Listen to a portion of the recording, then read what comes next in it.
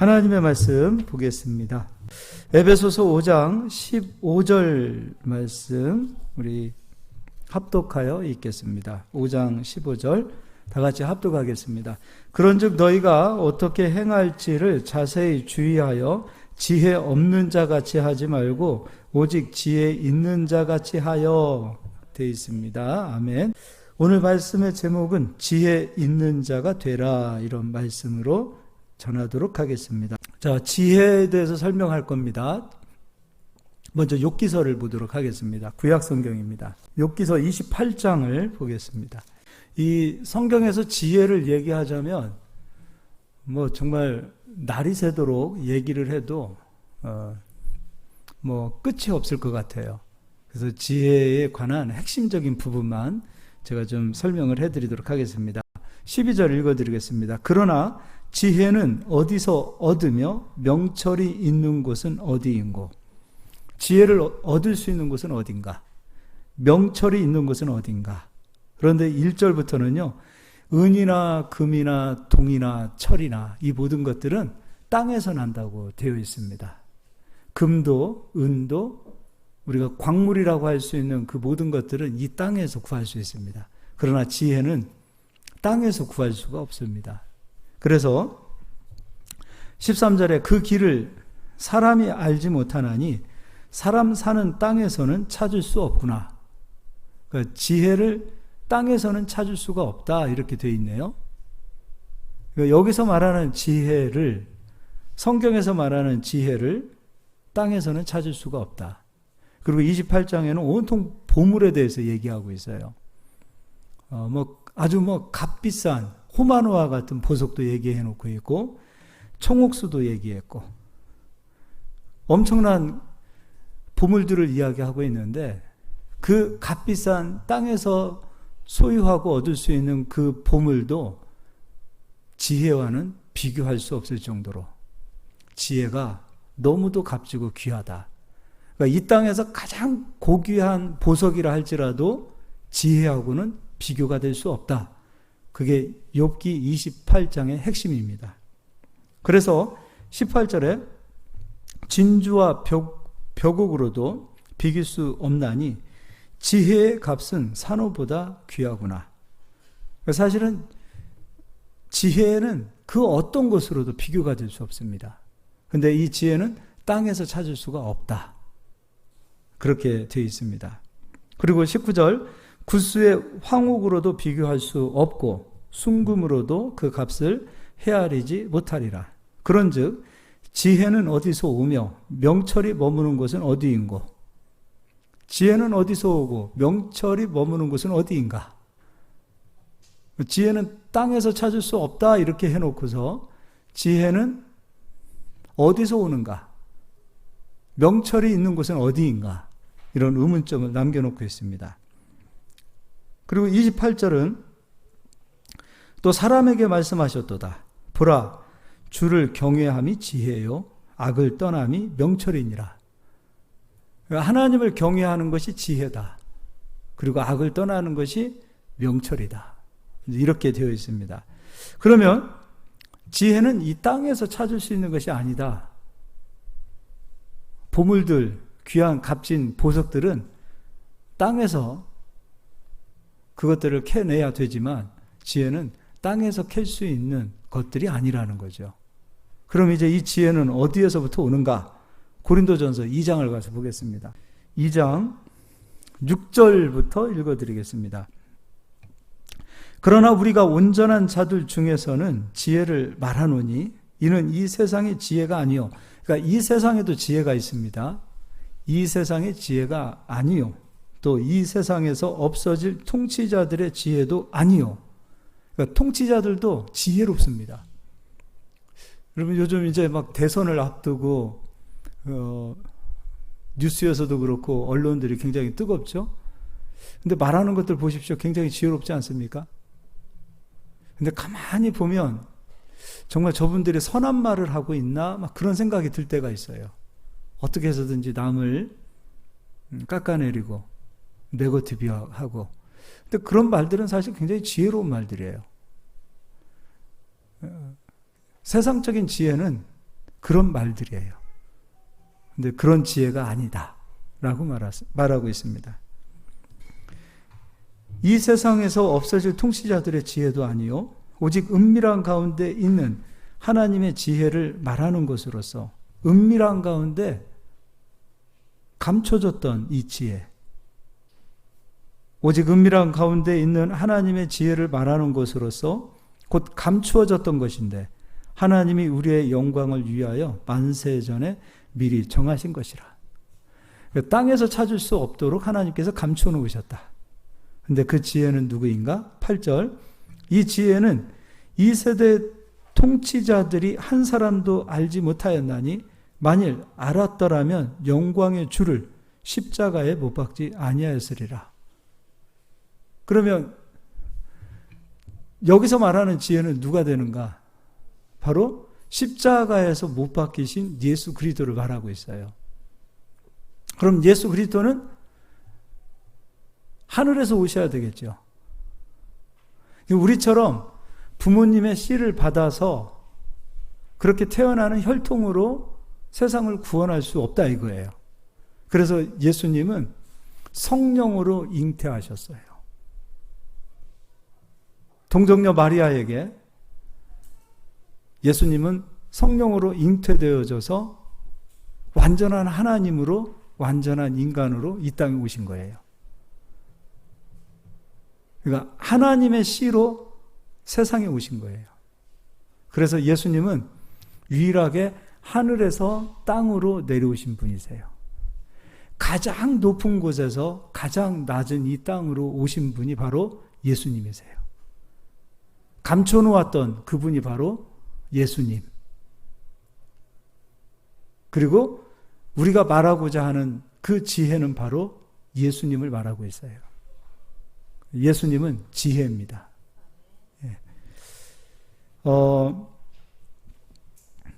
열왕기상 앞으로 가서 구약 성경을 보겠습니다. 열왕기상 3장을 보겠습니다.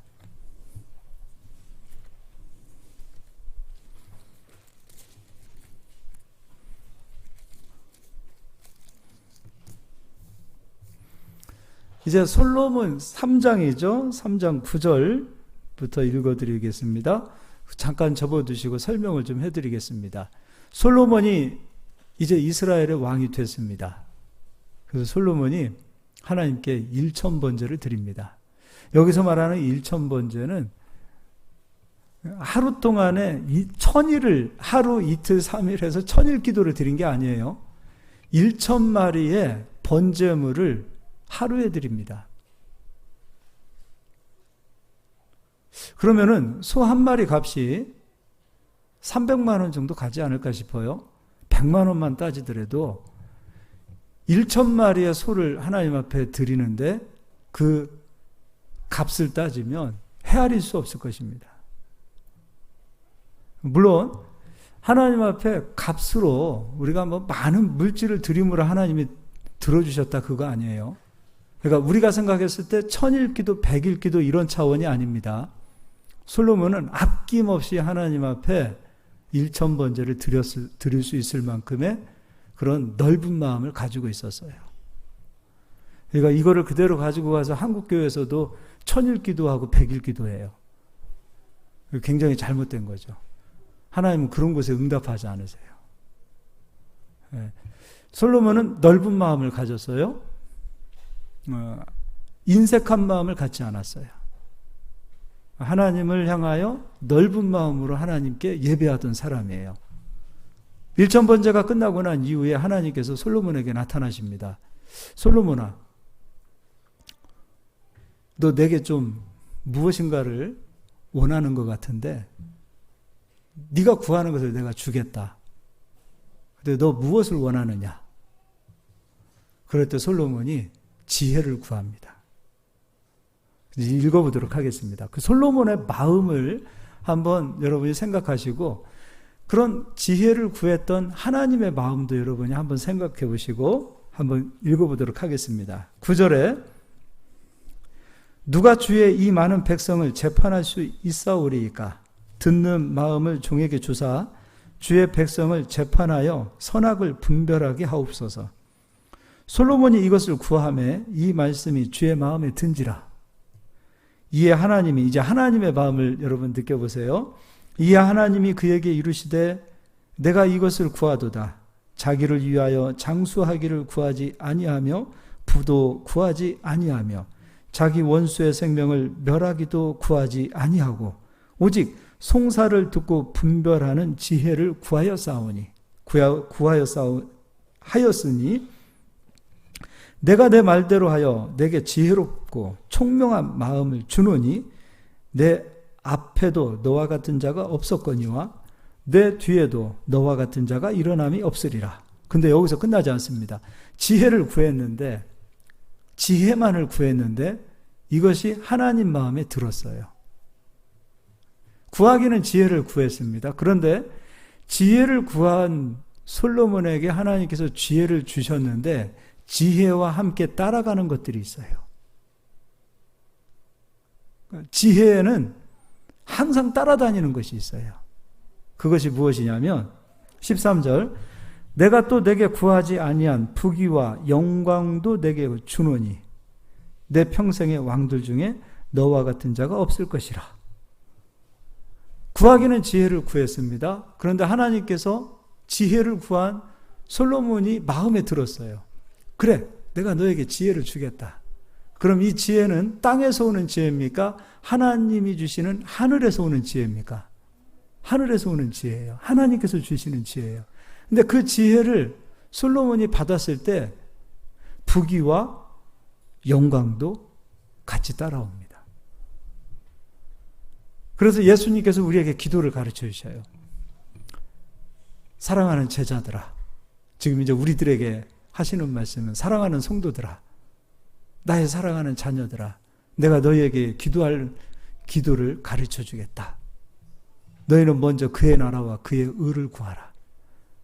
그리하면 이 모든 것을 너희에게 더하시리라. 먹을 것, 마실 것, 입을 것, 이 세상에서 필요한 것을 먼저 구하기보다 지혜를 먼저 구해봐라. 그러면 지혜가 우리에게 올 때 이 모든 것을 너희에게 더하시리라. 구하기는 지혜를 구했는데 구하지 아니한 먹을 것, 마실 것, 입을 것이 함께 따라오는 것이 하늘의 법칙이에요. 근데 하나님의 것을, 위의 것을, 지혜를 먼저 찾지 아니하고 세상 것을 먼저 찾았을 때에는 예수님께서 이런 말씀하셨어요. 이와 같은 기도는 이방인들도 하는 기도다. 세상 사람들도 하는 기도다. 너희는 그처럼 기도하지 말고 먼저 그의 나라와 그의 의를 구하라. 그리하면 이 모든 것을 너희에게 더하시리라. 이건 주님 약속입니다. 솔로몬은 지혜를 구했습니다.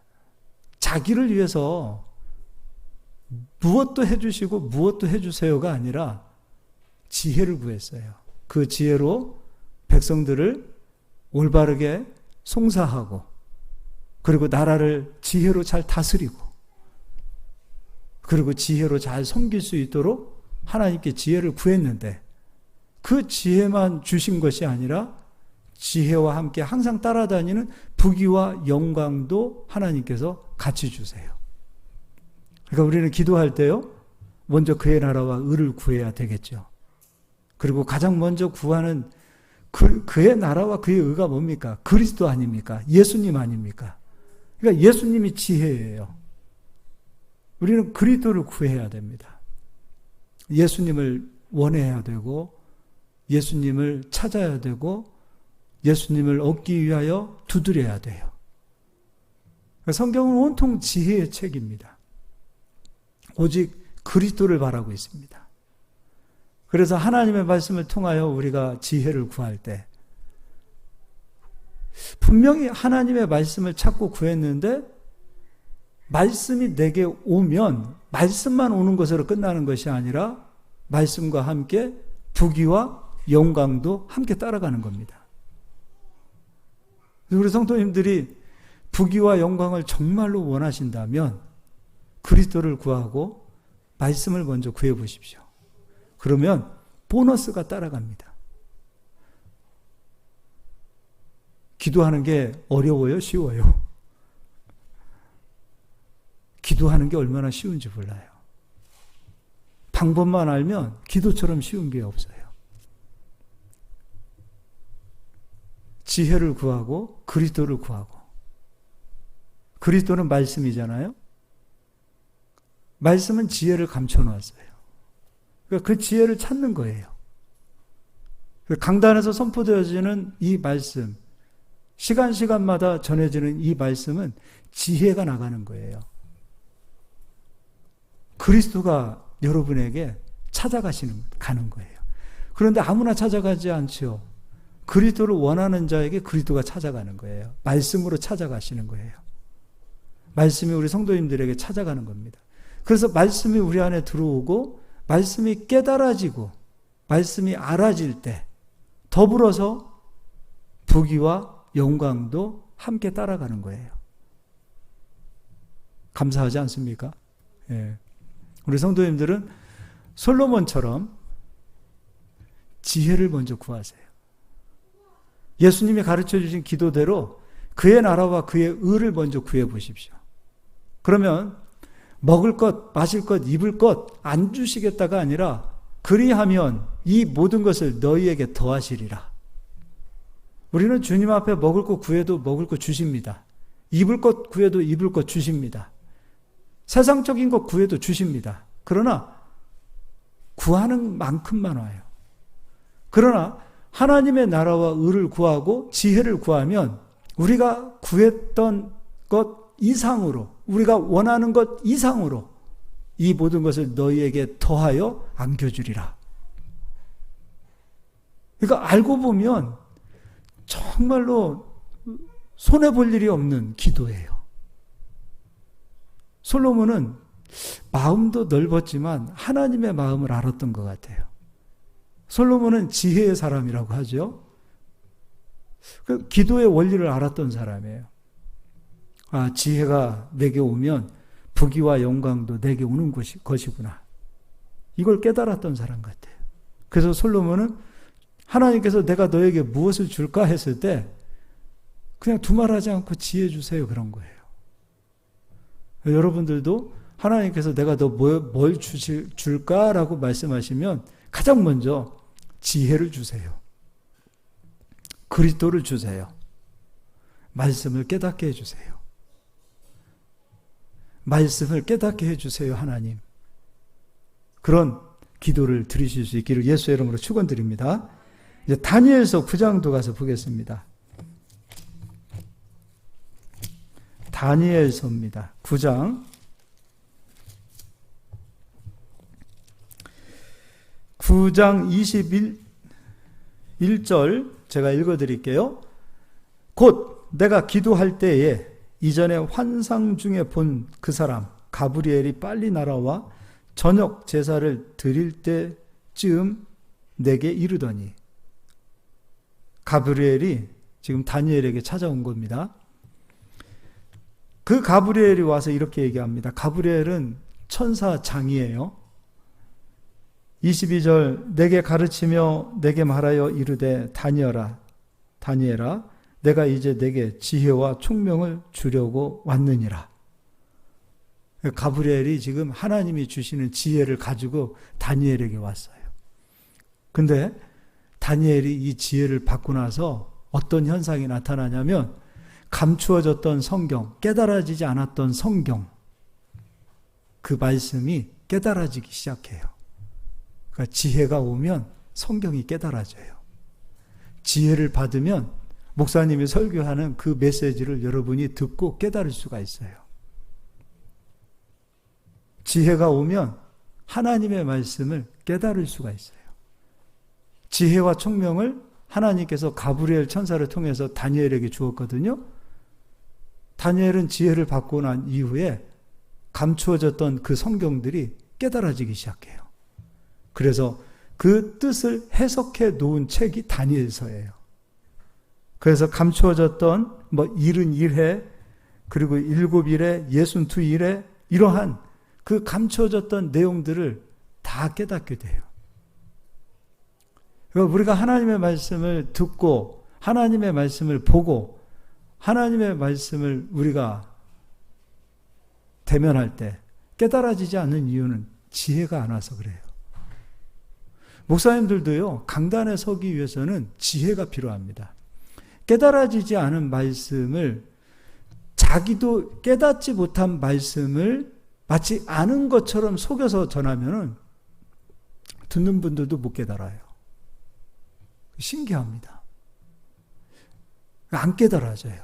그런데 깨달아진 말씀, 그리고 믿어지는 말씀을 전하기 시작하면 듣는 분들도 지혜가 임하면 그 말씀을 함께 들을 때 깨달아져요. 그리고요, 성경 말씀을 가르치다 보면 이분에게는 아직 지혜가 왔다, 지혜가 오지 않았다, 그것도 깨닫게 되겠죠. 아무리 전해도 깨닫지 못하는 경우는 지혜가 아직 임하지 않은 상태가 되는 거죠. 그래서 여러분은 하나님의 말씀을 깨달아야 됩니다. 그런데 언제 깨달아지는가? 지혜가 올 때 깨달아져요. 다니엘은 왜 지혜를 구했냐면 말씀을 깨닫고 싶습니다 라고 기도했거든요. 감추어진 이 하나님의 말씀의 뜻을 해석할 수가 없는 것 때문에 답답했거든요. 그래서 하나님 앞에 기도합니다. 하나님, 말씀을 깨닫게 해주십시오. 그때 하나님께서 그 지혜를 가브리엘에게 주어서 다니엘에게 가져다 줘라. 그래서 하나님 나라에서 지혜를 가지고 다니엘에게 지혜가 임합니다. 임할 때 그리스도를 깨닫기 시작합니다. 이제 이게 왜 중요한가? 마태복음 13장을 가서 보겠습니다.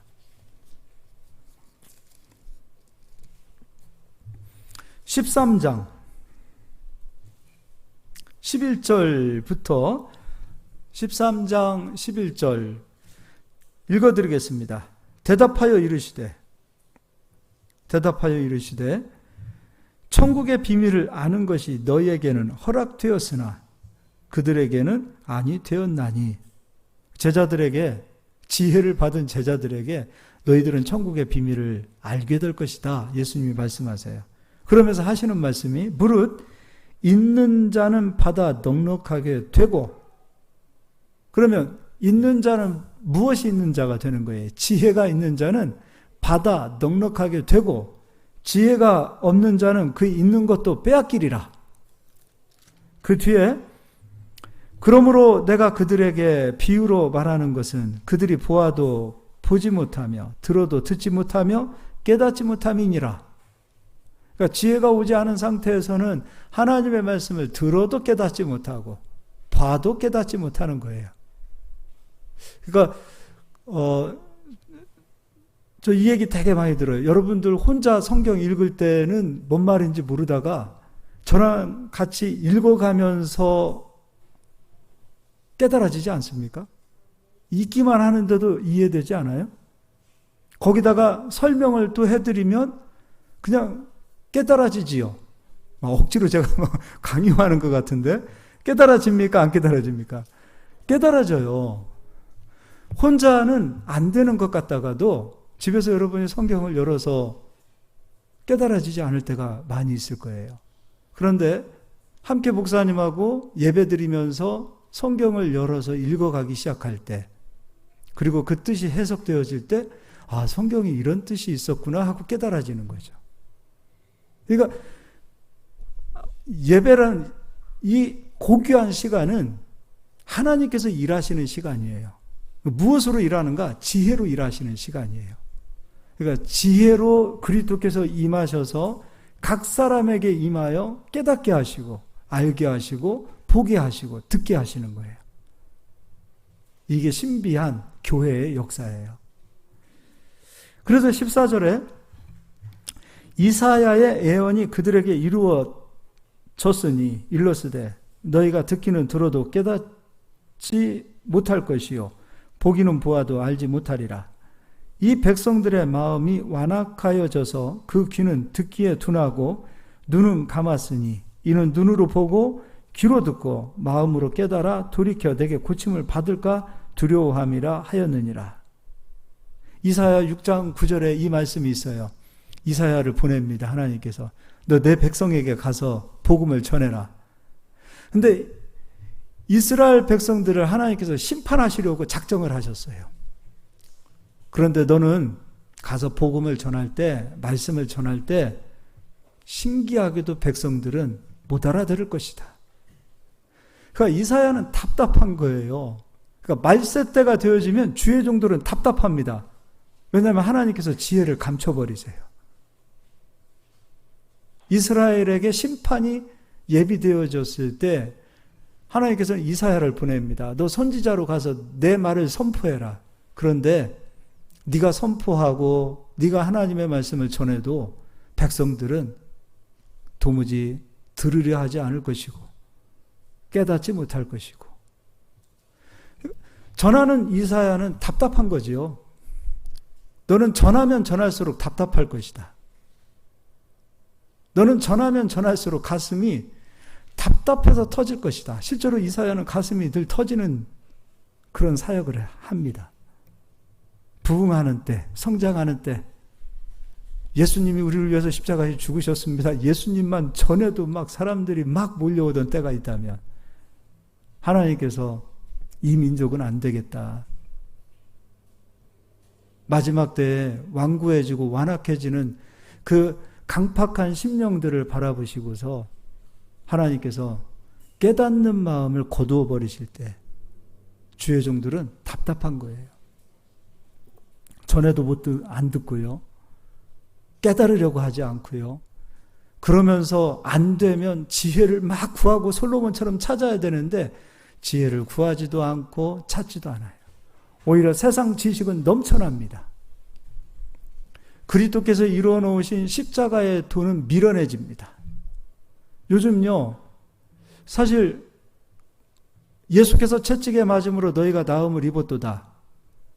이거 여러분 얼마나 고귀한 말씀입니까? 우리에게 건강을 주시기 위하여 예수가 채찍에 맞음으로 우리에게 나음을 주셨는데, 우리 살리기 위하여 예수님은 그 육체의 채찍을 맞으면서까지도 우리에게 건강을 주시고 우리를 살리기 위하여 그 십자가의 도를 이루어 놓으셨는데, 실상 우리 그리스도인들이 아플 때 예수가 이루어 놓으신 십자가의 복음을 잡아당깁니까? 오히려 세상 지식으로 병원도 있고 약도 있고 먼저 찾아가잖아요. 그리고 예수가 채찍에 맞음으로 나음을 입었도다, 그 말씀을 전하는 그 메시지를 전하는 자들을 얼마나 무식하게 봅니까? 아니, 십자가의 도가 무식합니까? 예수님이 이루어 놓으신 그 고귀한 복음이 무식합니까? 근데 우리는 병원의 지식은 고귀한 것이고 예수가 십자가에서 이루어 놓으신 그 복음은 미련하게 보는 이런 세대 속에서 지혜가 점점점 감춰지는 겁니다. 무슨 독을 마실지라도 해를 받지 아니하리라. 병든 자에게 손을 얹은즉 나음을 입으리라. 예수님 이루어 놓으신 그 생명의 복음은 예수님이 값을 치루어서 이루어 놓으신 복음인데 우리 예수 믿는 사람들이 얼마나 그것을 미련하게 여깁니까? 병원도 하나님이 세우셨고 약국도 하나님이 세우셨고 그런 얘기 얼마나 잘합니까? 우리 스스로 세상 지식은 너무 고귀하게 여기고 의사 한 사람 만나면 대단하잖아요. 고귀해 보이고. 그래 십자가의 도는 얼마나 우리가 미련하게 보냐 이겁니다. 오히려 의사가 없고 병원이 없고 극심하게 가난하고 세상 지식이 없었을 때는 그냥 예수님 한마디만 증거해도 귀신이 떠나가고 병든 자가 살아나고 죽은 자도 살아나고 막 그런 역사가 나타나는데 이제 우리에게 세상 지식이 채워지고 예수님이 이뤄놓으신 십자가의 도는 미련하게 여겨버리고 오히려 이 세상 지식을 고귀하게 여기고 있는 우리들의 그 모습을 통해서 지혜는 점점 감춰집니다. 제가 말씀을 전할 때 이 말씀을 목사님들이 많이 듣고 공부합니다. 뭐 제사법이나 이런 절기나 성막이나 이런 말씀들을 많이 듣고 공부하세요. 또 실제로 과외받으러 오시는 분들도 계시고요. 근데 그분들이 설교를 들으면서 꼭 하시는 말씀들이 있어요. 목사님, 근데 예수님 채찍에 맞음으로 나음을 입었도다. 그런 말씀들만 딱 빼면은 사람들이 되게 좋아할 것 같은데요. 그런 얘기 되게 많이 들어요.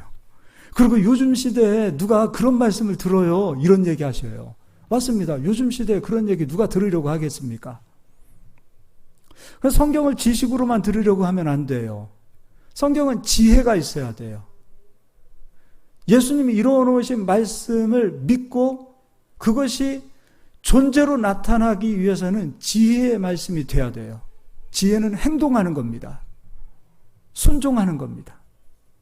지식으로만 가지고 있으면 그 지식은 교만하게 됩니다. 우리가 예수님을 믿는 이유는 예수님이 이루어놓으신 일들, 십자가의 도가 나의 것이 되고 우리는 그 십자가의 도를 먹어야 되고 나의 소유 삼아야 돼요. 가난한 자가 있는가? 예수님 그 부유하신 분이 가난하게 사신 이유가 우리를 부유하게 하려 하심이라고 말씀하고 있어요. 그 말씀이 깨달아지고 믿어질 때, 깨달아질 때, 그 깨달아진 말씀이 부요로 열매를 풍성하게 만들어내는 거예요. 우리 여기 앞에 김민조 권사님이 허리에 고질병이 있었다 그랬어요. 말씀을 듣고 그 말씀이 생명으로 믿어졌을 때 지금 어느 순간인가 허리가 아팠던 그 허리 아픔이 싹 사라져 가고 있는 그 모습을 본인이 고백하고 있어요. 근데 이게 한 사람 얘기입니까? 십자가의 도는 지금도 우리에게 다 적용이 되는 거예요. 서서히 고침을 받든 즉시 고침을 받든 예수님 이루어놓으신 십자가의 도는 반드시 우리에게 이루어집니다. 그것이 건강의 말씀이든 부유의 말씀이든 능력의 말씀이든 우리가 말씀을 믿고 그 말씀을 신뢰하고 그 말씀을 고귀하게 여기면 그 말씀이 살아서 운동력이 있어 지금도 우리의 혼과 영과 관절과 골수를 찔러서 아팠던 육체도 강건하게 하고 우리의 생각도 우리의 영혼도 강건하게 하는 생명의 말씀인 줄 믿으시길 바랍니다. 그래서 여러분 예수님이 이루어놓으신 말씀을 고귀하게 여기실 수 있길 바랍니다. 십자가의 도가 멸망하는 자들에게는 미련하게 보이고 구원을 얻는 우리에게는 하나님의 능력이도다. 저는 십자가의 도는 우리에게 구원을 주는 하나님의 능력이라고 저는 의심하지 않습니다. 저는 이 세상 지식이 아무리 고귀하다 하더라도 하나님 말씀 위에 올려놓고 싶지 않습니다. 의사 선생님 앞에 가서 기죽고 싶지도 않고요. 아무리 세상 지식이 많은 사람들 앞에서도 기죽고 싶지 않아요. 저는 그분들 위에 하나님이 계시고 이 세상 아무리 고귀한 학문이라도 성경 위에 올려놓고 싶지 않아요. 과학이 됐든 철학이 됐든 수학이 됐든 문학이 되었든 어떤 학문이라도 저는 성경 위에 그 학문들을 올려놓고 싶지 않아요. 이건 저의 신앙 고백이에요. 저는 우리 성도님들도 성경 위에 그 어떤 것도 올려놓지 않으시기를 정말 부탁드립니다. 그러면 지혜가 옵니다. 그러면 깨달아집니다. 오늘 여기 이사야 6장 9절 말씀을 예수님이 가져다가 그대로 사용하셨어요. 이 백성이 들어도 깨닫지 못하고 보아도 깨닫지 못한다. 그들의 마음은 완악해져 있고 그들의 마음은 하나님의 말씀을 멸시하고 우습게 여기는 그 상황이 되어질 때 하나님 자신은 멸시받는 것을 되게 싫어하세요. 우리 하나님은 영광 받으시고 찬송 받으시는 분이시지 우리에게 멸시 받으시는 분이 아니거든요. 그런데 우리가 하나님을 너무도 많이 멸시하는 거예요. 멸시할 때 하나님은 성경을 덮어버립니다. 지혜를 거두어 버리십니다. 총명을 거두어 가십니다. 그러면 성경은 보아도 깨닫지 못하고 읽어도 깨닫지 못하는 상태가 됩니다. 백독을 해도 천독을 해도 지혜가 없는 상태에서 천독을 한들 성경은 절대로 깨달아질 수 없습니다. 지혜가 와야 돼요. 지혜를 가장 높여야 돼요. 예수님을 가장 높여보십시오. 말씀을 가장 높이고 말씀을 가장 고귀하게 여겨보십시오. 성경이 깨달아지기 시작합니다. 깨달아질 때 솔로몬에게 지혜를 주셨고 부귀와 영광을 주셨던 것처럼 그대로 지금 이 시대에도 지혜를 높이고 성경을 높일 때 하나님은 깨닫게 해주시고 깨닫는 자에게 하나님께서 부귀와 영광을 똑같이 주십니다. 읽어보도록 하겠습니다. 16절입니다. 그러나 너희 눈은 봄으로 너희 귀는 들음으로 복이 있도다. 오늘 여기 오신 모든 분들은 복이 있는 분이심을 믿으시기 바랍니다. 하나님의 말씀을 들으러 왔습니다.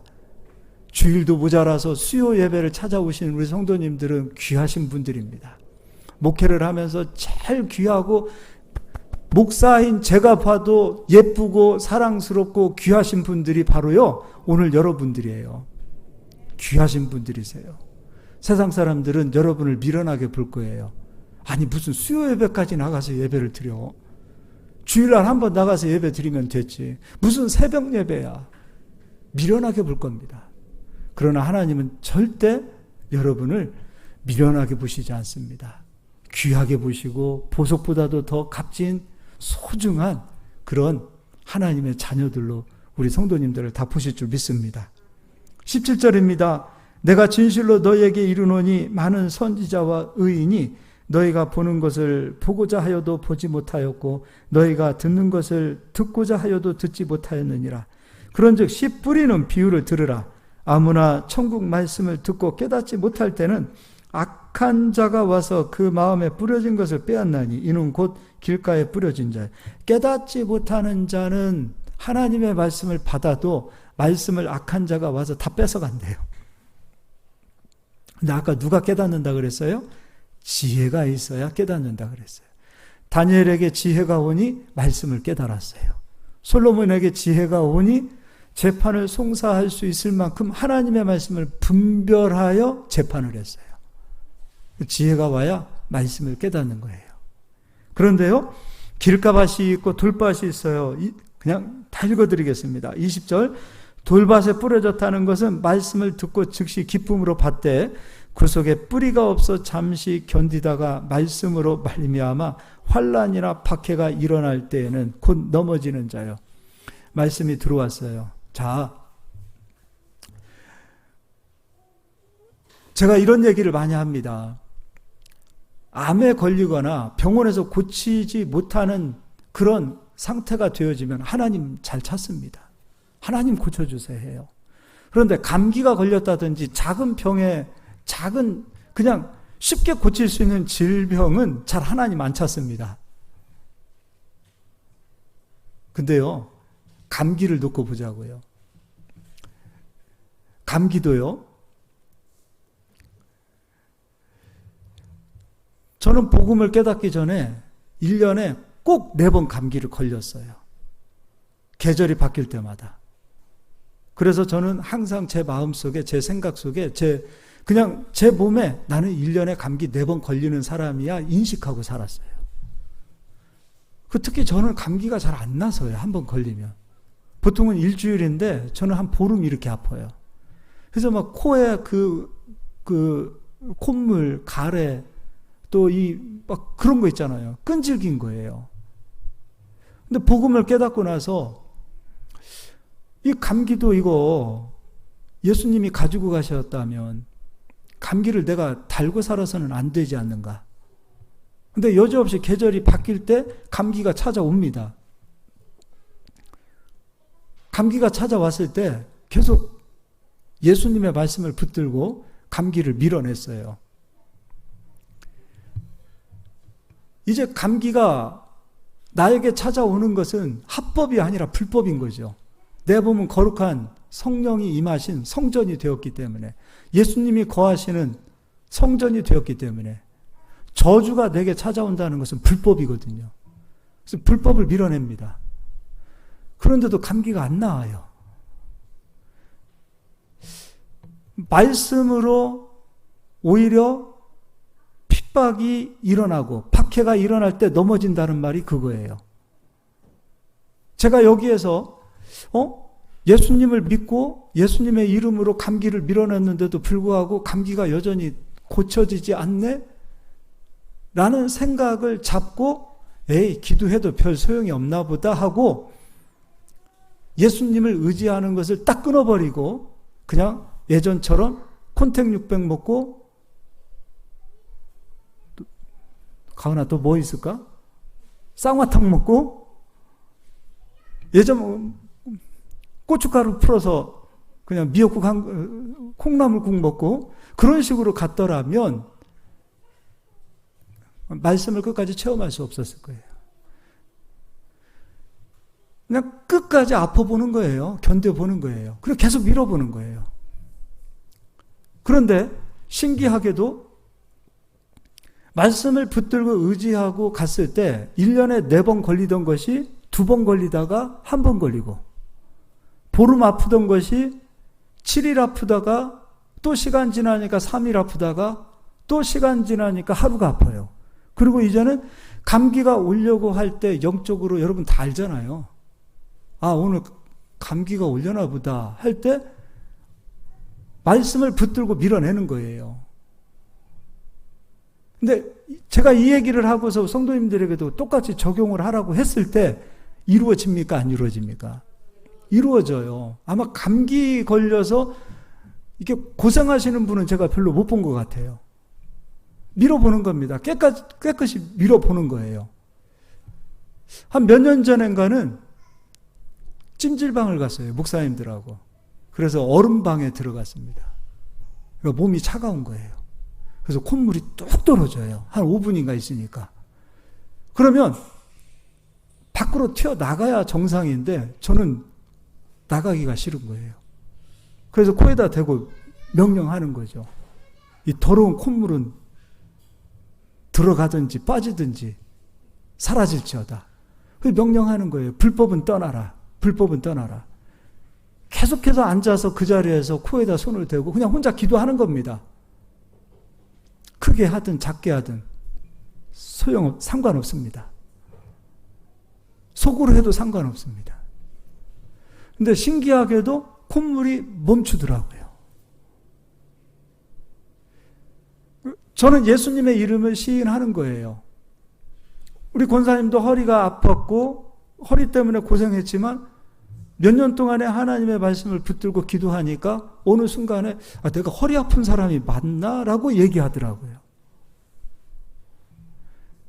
우리 삶 속에 그리스도를 인정하고 지혜를 인정하고 나가기 시작할 때 중간에 말씀으로 인하여 환난이 오고 핍박이 올 때가 있어요.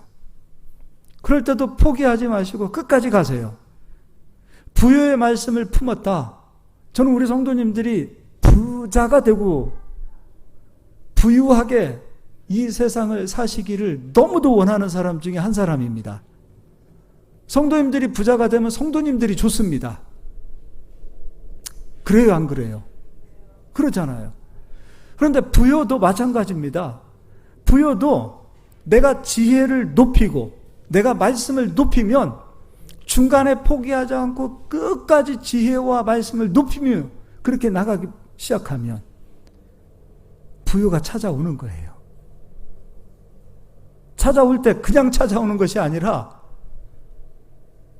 풍성하게 넘치도록 내가 구하지 아니한 모든 것도 하나님께서 책임지시고 역사하시는 줄 믿습니다. 중간에 가다가 포기하지 마세요. 감기하고 똑같습니다.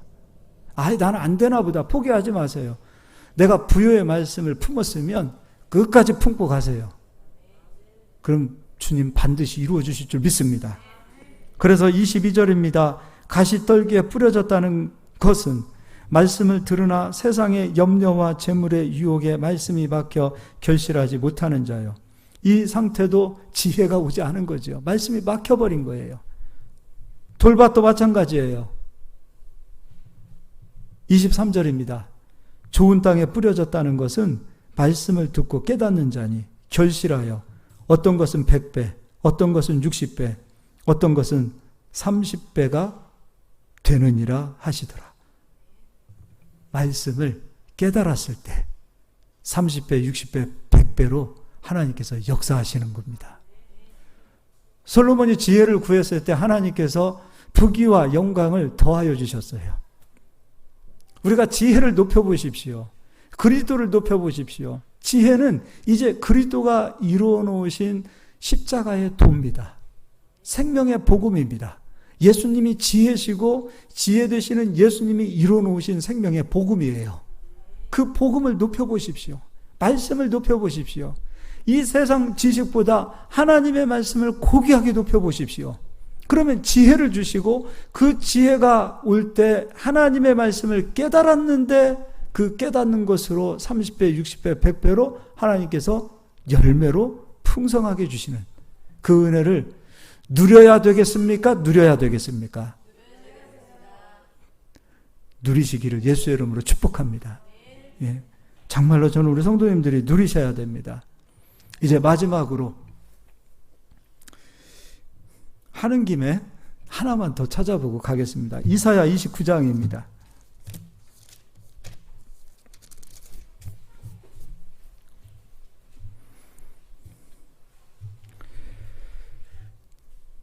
자, 이사야 29장 11절입니다. 그러므로 모든 계시가 너희에게는 봉안책의 말처럼 되었으니, 성경이 봉안책이 된 거예요. 근데 어떻게 해서 봉안책이 되었는가? 그것을 글 아는 자에게 주며 이르기를 그대에게 청하노니 이를 읽으라 하면 그가 대답하기를 그것이 봉해졌으니 나는 못 읽겠노라 할 것이요. 또 그 책을 글 모르는 자에게 주며 이르기를 그대에게 청하노니 이를 읽으라 하면 그가 대답하기를 나는 글을 모른다 할 것이니라. 글을 아는 사람이든 글을 모르는 사람이든 지혜가 감추어지면 하나님의 말씀은 봉안책처럼 되는 거예요.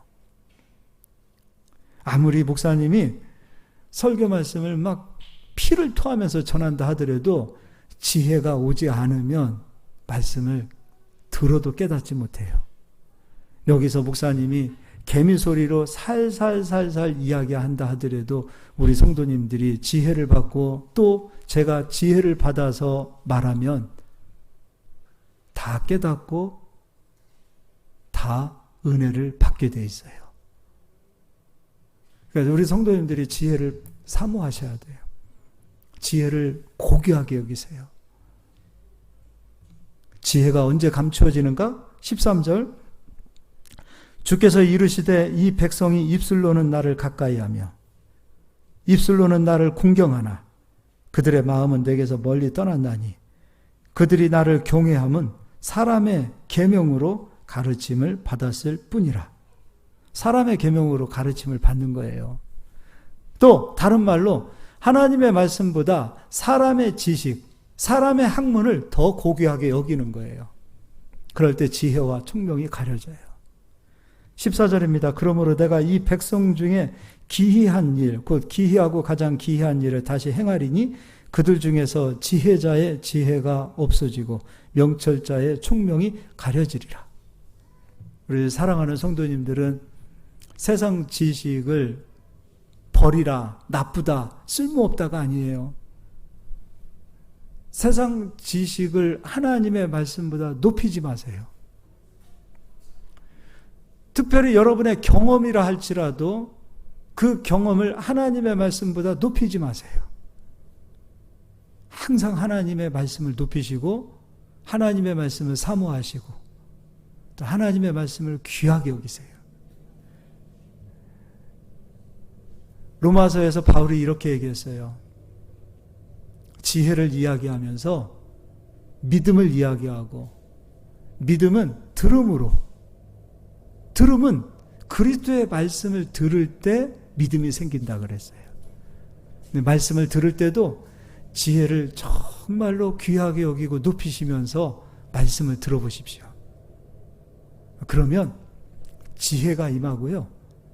지혜를 가지고서 하나님의 말씀을 듣고 깨달을 때 나는 깨달았는데 일은 하나님이 하세요. 하나님이 일하셔야 돼요. 우리는 깨달았을 뿐인데 일은 하나님이 하세요. 그런 은혜가 임하기를 예수의 이름으로 축복합니다. 우리 옆 사람 인사합시다. 부자로 삽시다. 한 번 더 인사합시다. 지혜를 찾읍시다. 네, 지혜만 찾으면 부귀와 영광이 여러분에게 다 가는 줄 믿습니다. 예, 그런 은혜가 임할 줄 믿습니다. 우리 가은 자매님, 지혜를 가진 마음으로 반주해 보십시오. 아, 진짜로요. 지혜로운 마음으로 찬송해야 되고, 지혜로운 마음을 갖고서 반주해야 되고, 지혜를 받아서 목회해야 돼요. 설교도 그냥 하면 안 돼요. 목사님도 그냥 하면 안 돼요. 지혜를 받아서 목회해야 되고, 또 사업하시는 우리 권사님, 집사님들, 지혜를 가지고 하세요. 지혜를 받아서 해야 돼요. 우리 공부하는 학생들은 다 지혜를 받아서 하셔야 돼요. 그러면요, 반드시 하나님 일하십니다. 오늘 이 시간에 우리가 지혜를 배웠습니다. 성경에서 지혜를 말하자면 날이 새도 부족할 겁니다.